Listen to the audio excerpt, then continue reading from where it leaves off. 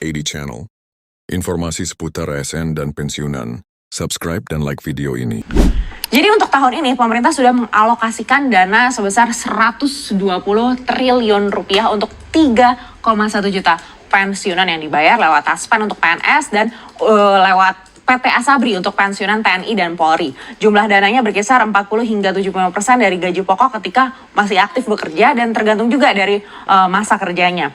Nah, skema yang akan digunakan dalam 20 tahun terakhir ini yaitu menggunakan sistem Pay as you go. Jadi dana tersebut bersumber dari hasil iuran PNS 4,75% dari gaji yang dihimpun selama bekerja ditambah dari APBN. APBN akan menanggung sampai istri, suami, dan 2 anak yang usianya maksimal 25 tahun dan belum menikah atau bekerja. Nah, saat ini tengah dikaji pembayaran pensiunan dengan skema baru yaitu fully funded. Nah, jadi pembayaran pensiun akan patungan antara ASN dan pemerintah. Dengan skema baru, pensiunan ini berpeluang mendapatkan uang pensiun lebih besar. Kalau menurut Kemenpan RB, bahkan eselon 1 ini bisa mendapat sekitar 20 juta rupiah per bulannya kalau menggunakan skema yang baru.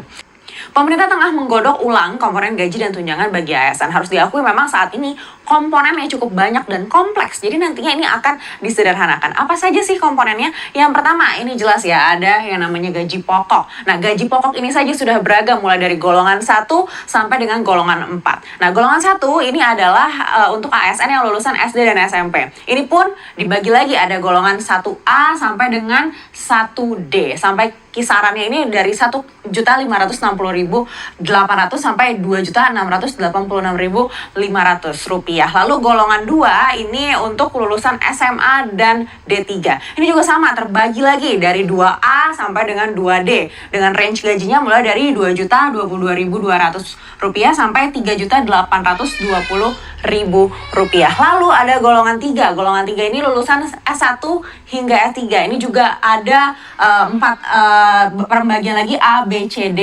Range gajinya mulai dari 2.579.400 rupiah hingga 4.797.000 rupiah. Dan berikutnya ada golongan 4. Kalau golongan 4 ini adalah golongan pembina begitu ya. Ini terbagi lagi dari A sampai E, mulai dari pembina hingga pembina utama. Kalau yang ini range gajinya dari mulai 3.044.300 sampai 5.901.200 rupiah begitu ya. Nah, komponen berikutnya adalah tunjangan keluarga.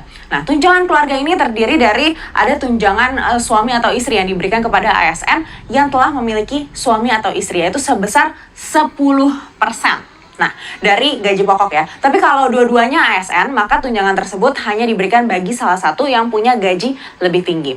Selain itu, ada juga tunjangan anak. Nah, kalau tunjangan anak ini untuk PNS yang punya anak kandung atau anak angkat yang usianya kurang dari 21 tahun, tidak punya penghasilan sendiri dan belum pernah menikah. Dibatasi juga hanya untuk 2 orang anak saja. Jumlahnya 2% dari gaji pokok yang tadi ini ya.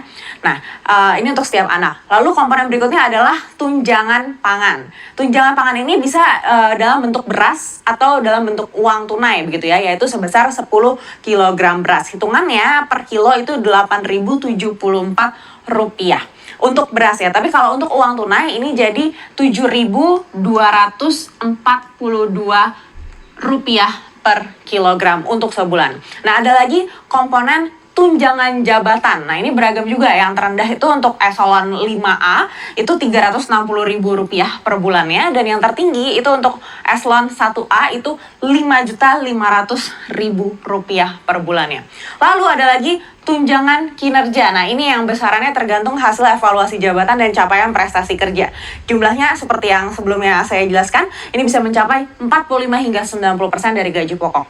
Lalu ada honorarium. Nah, ini adalah imbalan bagi mereka yang terlibat dalam penyelenggaraan kegiatan pelayanan, pemerintahan, dan juga pembangunan yang dilaksanakan oleh pemerintah daerah. Selain ini semua, ada lagi yang namanya tunjangan khusus untuk PNS dalam kondisi tertentu. Misalkan mereka yang ditempatkan di daerah terpencil gitu ya. Jadi bisa dibayangkan betapa kompleksnya ketentuan gaji dan tunjangan ASN. Nah, ini rencananya akan disederhanakan. Seperti apa? Kita akan cek slide berikutnya. Jadi rencananya perombakan komponen gaji PNS ini akan disederhanakan, yaitu terdiri dari gaji dan tunjangan. Jadi penggajian PNS yang awalnya berbasis pangkat, golongan ruang, dan masa kerja diganti menuju sistem berbasis harga jabatan dan nilai jabatan. Nah, nilai jabatan ini diambil dari hasil evaluasi jabatan yang menghasilkan kelas jabatan atau tingkat jabatan atau pangkat. Nah, formula gajinya akan ditentukan berdasarkan beban kerja, tanggung jawab, dan juga risiko pekerjaan. Sementara formula tunjangan akan meliputi tunjangan kinerja, dan ini dilihat dari capaian kinerja masing-masing, dan berikutnya tunjangan kemahalan. Ini berdasarkan indeks harga di daerah masing-masing. Kapan akan diberlakukan? Ini masih belum ditentukan. Yang pasti pembahasan masih terus dilakukan dan rencananya akan diberlakukan bila semua instansi sudah melakukan 3 hal sesuai dengan peraturan pemerintah manajemen PNS. Pertama, kalau semua instansi sudah melakukan penyusunan analisa jabatan. Lalu kedua, kalau semua instansi sudah selesai melakukan evaluasi jabatan. Yang ketiga, kalau anggarannya sudah disesuaikan dengan kemampuan keuangan negara.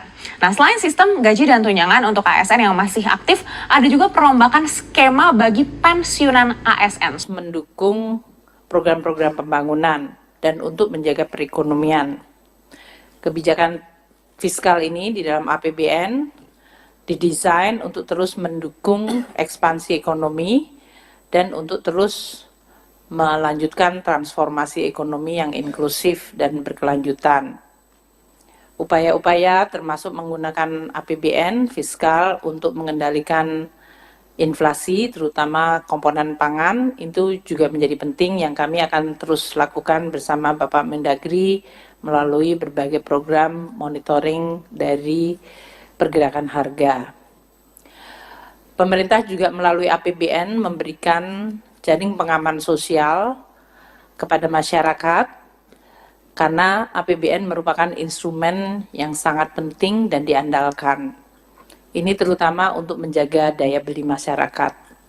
Seperti diketahui bahwa pada tahun 2024 ini anggaran perlindungan sosial di dalam APBN 2024 mencapai 496,8 triliun rupiah. Ini terdiri dari berbagai program untuk terutama mendukung masyarakat yang paling rentan tapi juga kelas menengah. Program Keluarga Harapan untuk 10 juta penerima manfaat. Asistensi untuk 38.000 anak dan 32,6 ribu lansia dan 58,3 ribu penyandang disabilitas. Itu juga termasuk di dalam program bantuan sosial atau perlindungan sosial. Subsidi bunga KUR bagi 6 juta lebih debitur, itu juga merupakan bagian dari inklusi dan program untuk penguatan perlindungan sosial.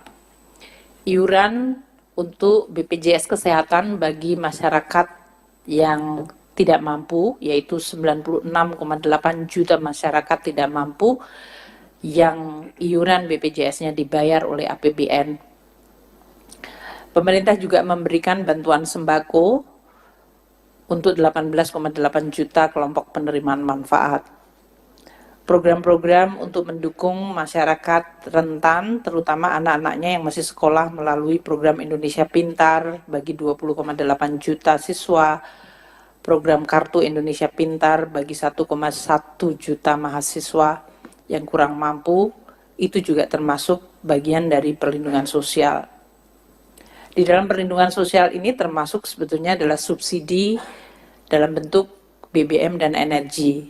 Ini adalah yang juga dinikmati oleh kelompok menengah sebanyak 19,58 juta kiloliter.